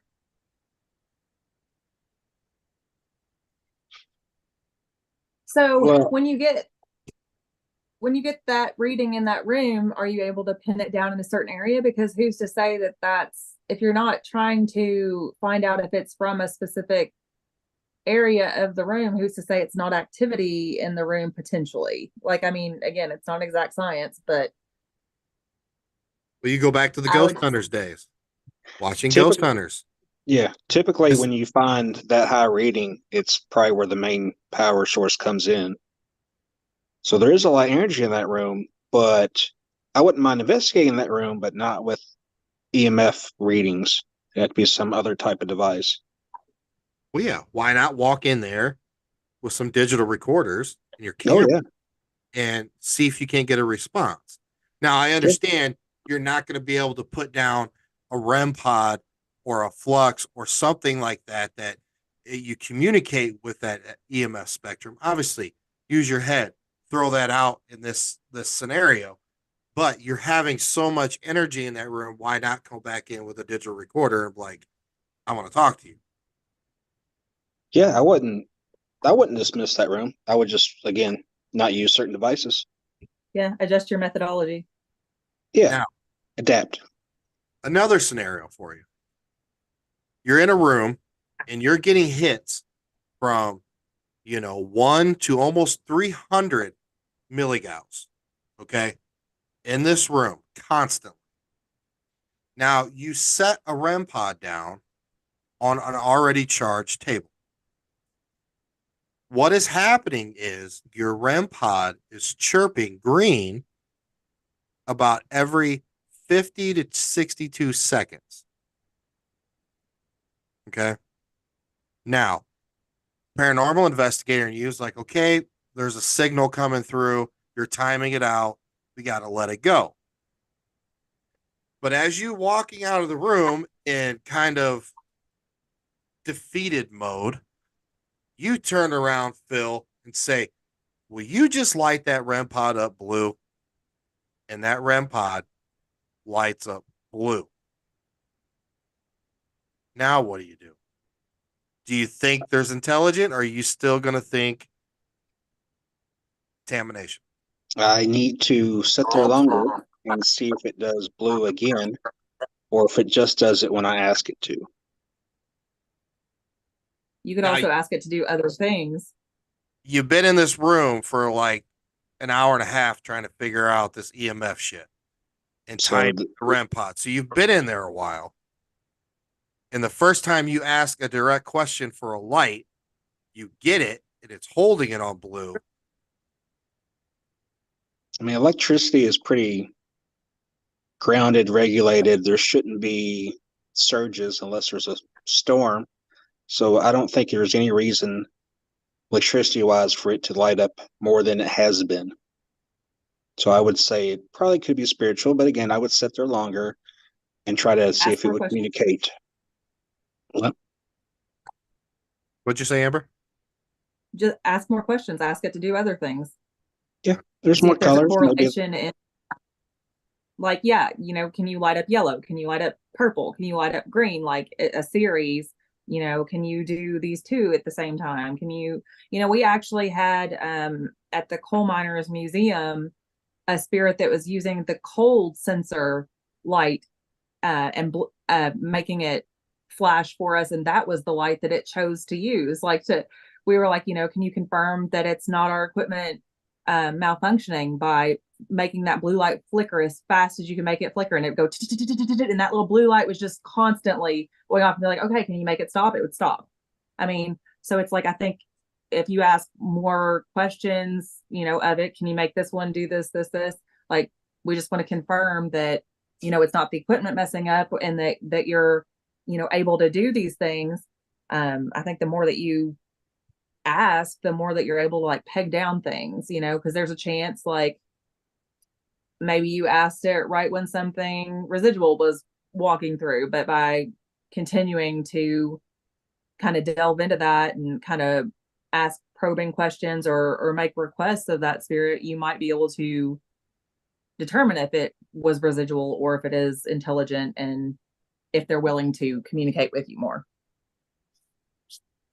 Now, after you get this blue hit, you're scratching your head.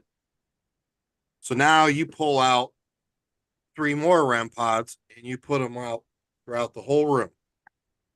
Okay. And you're sitting there and you're asking it, you're pointing, light that one up. It lights up. Light this one up and it lights up. Light that one up, lights up. Can you light them all up at one time? Boom, they all light up. The reason why I'm asking this, do you think what is happening is, yes, there is an exuberant amount of EMF in this room. Most likely it's natural. But what's happening is this room has become like a super battery, and it becomes so easy for these spirits to interact. Do you think that's plausible? I would get chills if that happened. We got to send them some videos, Sean. Oh, you've all done it? Nice. We've only got the one REM For pod sure. right. This was the start of the experience we had at the Bell in the embalming room. So the embalming room there is like super battery, and we would have investigators come in and be like, well, you got to discredit it. I'm getting 50 milligrauls on my Mel meter. I'm getting this, I'm getting that. I'm like, no, calm down. Let me explain something to you. And then they're like, oh, well, that could be plausible. Much like what I referenced before, in that room, they're getting a baseline reading of, let's say, 12, 13. Well, that's a baseline. The right-hand corner could have been 25. This one over here could have been 9, but the whole room has so much EMF that it becomes like a super battery for them. And much like putting an EMF pump down on the floor to pump it in the room, it's easy for them to communicate with you. See, you actually taught me. Things that I was thinking the same thing. At Broadwell, I put that plasma ball out, and you taught me something. Amber just now got those. I like to think it gives them energy. I don't know, but you taught me if I touch it within 10 feet of the REM pod, it makes the REM pod go off. I didn't know that. I learned that from you. Yeah, Sean. Okay. Whatever. Third EMF reference, and then we'll move on. I don't want to keep you guys all night. A certain person, we went on an investigation. It was a younger person. Okay. And I kind of babysat this person while somebody else was investigating. I didn't really want to investigate anyways. I want to hang out with her. She's holding a K2 meter all night. Okay. And I'm watching it all night, fluctuating, green to orange to red, green, the whole night.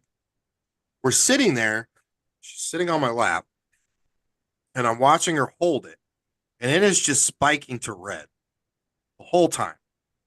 And I'm like, hey, move it to your left. So she moves it, red. Move to the right, move it over here. She does stuff, the whole 9 yards.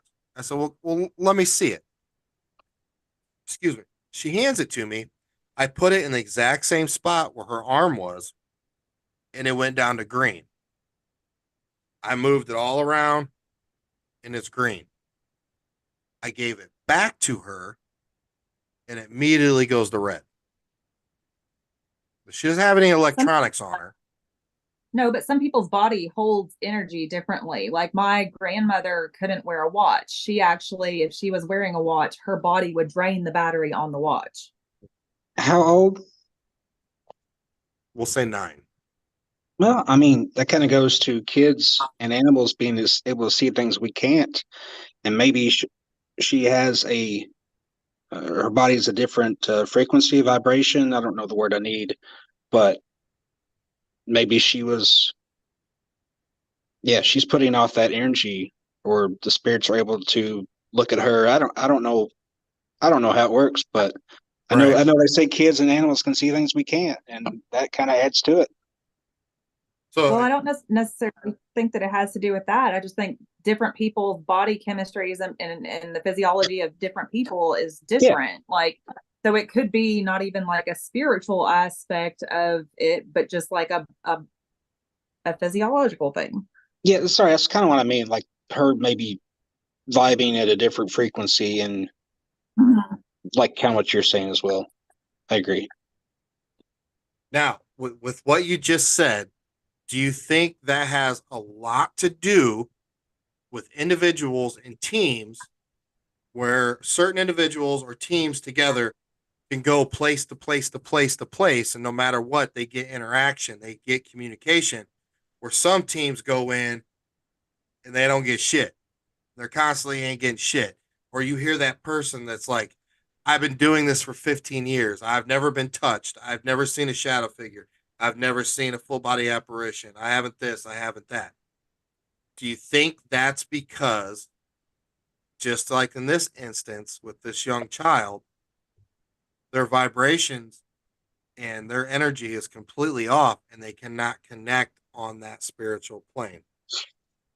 I think that's one thing good about doing collabs, is doing different dynamics and seeing if it works.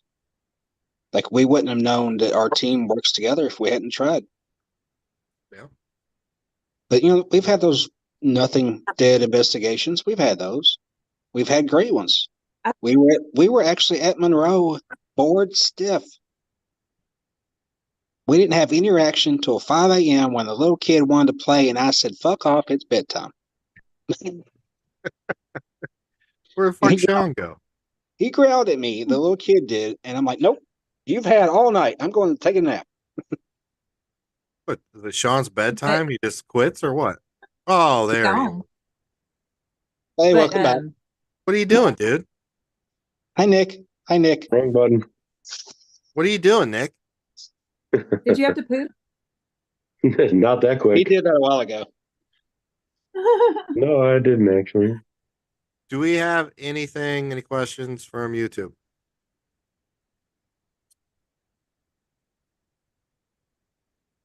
Oh, if I may say, we were able to take our dog one day investigating to a friend's house, and Amber walked by the flux, and of course it went off. It was facing this room on the other side, and then the flux went off in that room, or that side went off. So I said, "Hey, Amber, stop where you're at." So she did, and then there was a REM pod in front of us, me and the guy that lived there on the place, and it was like a direct line from them to us, like running away from the dog. So I thought that was pretty neat. Have you felt like you've come across any like dogs or cats on investigations? Not personally. We were at one where a few others felt a cat like jump on a table, but I haven't. Is that what you're talking about, Amber? Yeah, Amber, have you? Is that the same one? Yeah. But I'm working on, because I had really closed off in my early 20s, because it was to the point where I would be driving down the road and I would think somebody was hiding in the back seat, like yelling my name. So I had pretty much like closed myself off for like many moons. And over the past like probably like year, I've been slowly trying to like get some sensitivity back. And at this point, I feel like I can I'm like a little intuitive. I can sense some energies. But and occasionally I'll think that I'm hearing things, which I have had. I had a really interesting experience at the Coal Miner Museum with hearing something too. But all that to say, I'm not great at deciphering some of that information when it comes to me. Now here lately, there's been a couple instances where me and little Amber were together, and I said I feel like there's a male between 25 and 35 here. And then there was another instance when we were at the funeral home, and I said I feel like there's um, a male between 50 and 65 here, and she said that yes, there was. But that being said, like those are like the only times that it's just been like an energy that I could try to pin down.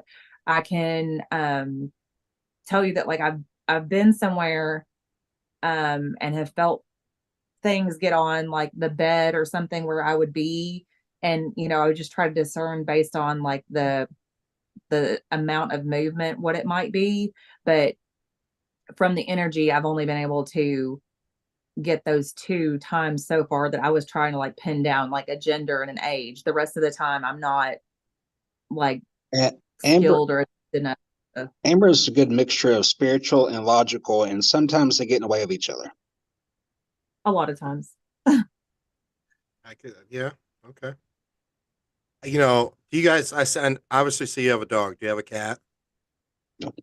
No cat? We've got 3 dogs. Three Three dogs. dogs.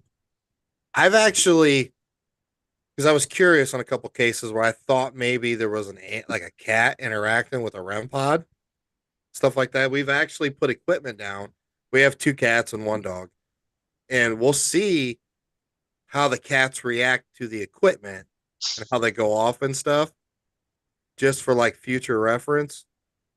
I don't know, maybe like try that with the dogs. My dog, she doesn't care. She just wants pets. So I don't know. But, Our lab would probably eat the toys, and they're expensive. So oh yeah, that wouldn't be good. Yeah, he likes to chew. But I will tell you the place that we were able to take him, there were a couple of times that he would whip his head in an area and then something would happen down in that area. So it was we it have was a device pretty in the interesting. hallway, and it would go off and he would notice it before it went off. So Yeah, that's that awesome. was fun. I definitely want to be able to take him somewhere else, but it's a little difficult. Yeah. Well, and that was the only time that he's ever been able to do that too. So I think, especially for that being like the only time he'd ever been in like that sort of environment and us like wanting that from him, he did pretty good. Like, and I wish, He went yeah, I into wish we were protection mode on a few of those. often. I bet he did. I bet. Yeah. Sean, you got anything from YouTube? Not really. I was just looking through YouTube for questions, and They typically Really? talk to themselves. They don't yeah, listen. it really is revolving around noise canceling headphones. If people don't talk over the person asking questions during Estes and give perfect responses, they would question their legitimacy. Someone brought up a point: there is no such thing as a true noise canceling headphone. That's true. We get pretty darn close nowadays. Yeah, that's why I like to be able to hear the spirit box, 'cause I know that's drowning out their eardrum. I agree. Yeah. I agree with you on that, though. Estes in itself, I think, is great. I've seen it abused, where it's just shut up because you're really not hearing these things. But Yeah. but I think it's great. Actually, I enjoy it. We were talking about Ouija boards earlier. I'm not a Ouija board believer. Yeah. Put on a blindfold, have one person hold the planchette, and have somebody ask questions. If you can spell out letters with the blindfold on, maybe I'll believe you. Yes, that person said they were closing their eyes, but I was watching their face. I could see them looking through their eyelashes. I'm like, come on. Right. Yeah. Yeah. I'm like, come Exactly. on. I see, But, and the more I stared at it, and the more the letters weren't right. I'm like, yeah. Yeah, I'm very opinionated on stuff. I'm not an equipment guy. I'll take my phone into a location. It's all I need because I love getting EVPs. Oh yeah. And I've gotten some bangers over the years. So I Yeah, actually set up my Zoom recorder as my microphone for the live, and that way it's recording evidence at the same time. And I've gotten a lot of EVPs or disembodied voices that way. right. That's what I think is great about things like TikTok. When you're live, there's no debate. There's no disputing that what's going on is live in real time, unaltered. Unless you're a jackass and you're trying to fake things and get people to send you llamas so you can sit in a room for 15 minutes. You send me 300 llamas, we'll end this show. You send me 300 llamas, we'll get footsteps running down the hallway. You won't see down the hallway, but we'll get them. Yeah. All right, guys. You guys ready for the 3 most important questions you'll ever get asked in your whole life? Sure. All right. So this is for both of you. You both have to answer all 3 of these questions. Okay. First question. Tell us and all our listeners across this globe, 41 countries, tell us something interesting or a weird fact that most people do not know about you. Hey, before you answer that, Cody Sharp said he bought a Luigi board and it kept saying, "It's a me, Mario." Sorry, I had to say that. That was hilarious. For those in here, go to Cody's /Sharpsided Paranormal. He is selling some Stone Mansion K2 holders. They go to a good cause. Buy them. Interesting fact about me. I collect a lot of things. I've got a Foot Locker full of comic books. I've got an office full of Funko Pops. You said that not a lot of people know about you. They don't know that. They don't know about that in Poland, where we have 4 listeners. One thing that works for both of us, we both like to play disc golf. Huh. Amber? Okay. Anything else? I wanted to be fair. Sorry. What? I wanted to be a lawyer. She did. It's not too late. I wanted to be a police officer. I'm too fat. I can't run. Do you like to argue, Amber? I like a good, healthy debate. You're like, okay, that's a good answer. That's a good PC answer.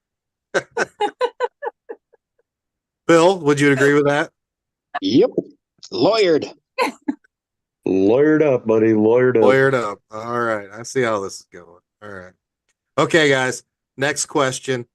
All us paranormal investigators, we're quirky about what we eat for dinner before investigations. We're quirky about our snacks during investigations and our drinks. Mexican food before, yes or no? Every chance I get. And the one investigation we have coming up this Saturday, we already have Mexican plans right before that. Good. Now, must have energy drinks, must have sugar, because if the spirits start draining you, you need the sugar. And I like to touch turkey because I want to act like I'm being healthy, but then I hardly ever touch the turkey. Well, that's the thing. What is your go-to snack and your drinks during your investigation? Reese's Pieces, Ghost energy drinks. I like Skittles, and a lot of energy drinks are way too sweet for me. So there's a couple of them that are what's that kind, honey? Alani. Okay. Yeah, there's a couple of Alani ones that aren't too sweet. But that, and then I like the Monster one that's like lemonade and tea mix. I like that one a lot. Okay. I could dig it. All right. Last question. Here we go. So you guys have one night, one investigation. Out of all that equipment you have, you're only allowed to take 3 pieces with you, 3 items. What are you taking? Zoom recorder. Flux, because I usually have better luck with the flux than anything else. Neither my camera or phone to record. So, like video recorder, voice recorder, and some kind of device. There's my 3. Okay. What you got, Amber? So that's She's harder been- for me because I like to live listen. I like to live listen, so I have my recorder in my headphones. So technically, that counts as 2 items. I'll give you And one. then I'll give you one on that. It's being used as one unit. She's very Okay. very good with dowsing rods. I like my dowsing rods. And then I don't know, like the third one would be really rough for me because I honestly like to stay more kind of in the moment. I might do like a phone for TikTok so that I can get other people's like feedback because I really like and value like other people's contributions and collaboration. So like they might think of something that I've not thought of. So I do like the idea of having like the TikTok as my third thing. Neither one of us said flashlight, so let's hope it's lit up enough. That comes on the cell phone. Yeah, you It's gotta- true. you It's gotta- true. phone has- So I'm saying If I know phone's that- all in one tool, man. If I know the area, I will roam around the dark. If I know I'm not going to trip or fall into anything, I'm no problem walking around the dark. My balance is horrible, but having a light doesn't really help my balance. So Yeah, like it say like Post Town. I know those floors are flat. Just got to watch the stairs. Gotcha. All right, guys, you guys have survived. Take a few minutes to plug away anything you want to plug away. So that's Philip. Illuminate the Beyond. We are on TikTok. Feel free to follow us. I try to post funny videos, stuff that makes me laugh. I put evidence on there when we get it. We're a little behind on that right now, of course. YouTube, if TikTok gets banned, I have started getting subscribers up on YouTube, and I typically post our lives from there, just raw footage, just like it is. And Ash's Essie session is the first time I've actually clipped something and put it into there. It's still like 45 minutes. We're on Facebook. We're on Instagram. I don't mess with Twitter. We're on Clapper. Clapper? Clapper. Good clap. It's TikTok knockoff.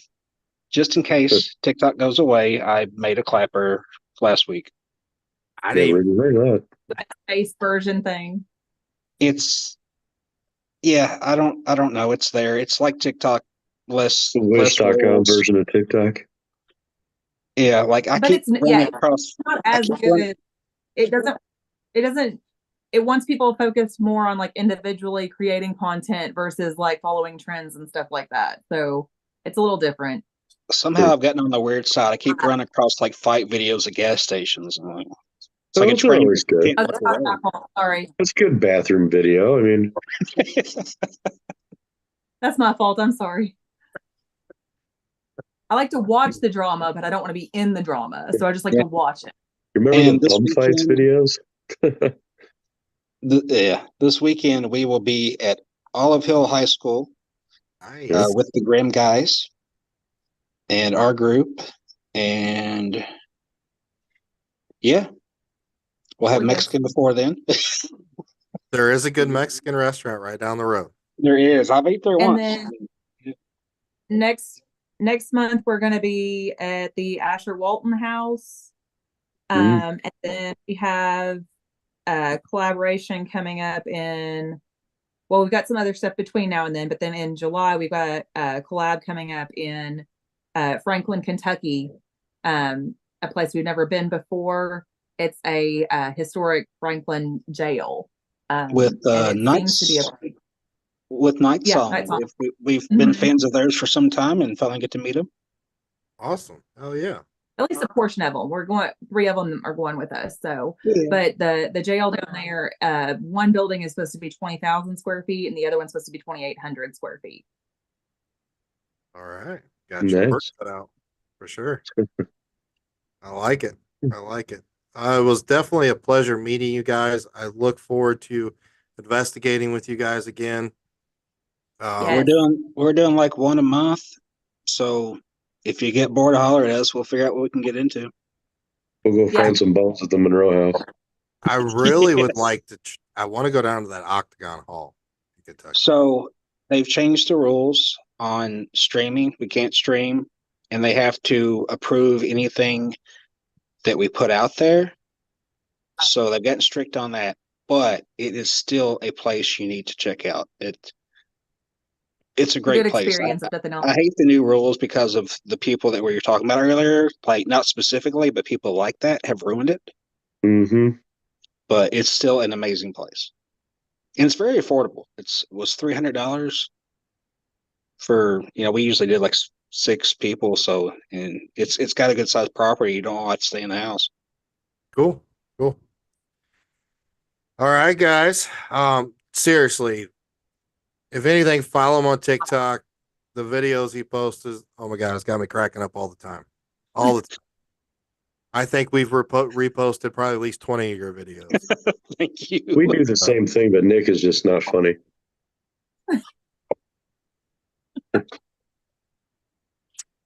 Again, right. I'm on the road all day. I think of stuff, or if I'm having trouble sleeping, I'll run through trends and see what I can make funny.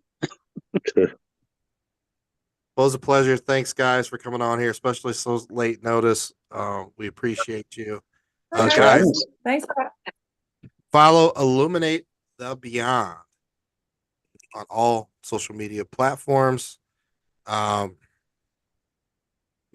I might actually take a break this week. No, Sean Austin's coming in town. Never mind. Yeah. Following weekend. So, but all right, guys. Sean, you got anything else for our listeners? I don't think so. I'm gonna have to check and see if we've got any new countries and see if our number in Russia has gone down again. Because there was an election, so you never know who was that didn't vote for Putin. We've gone from 2 to 4. We'll see if we're back down to any.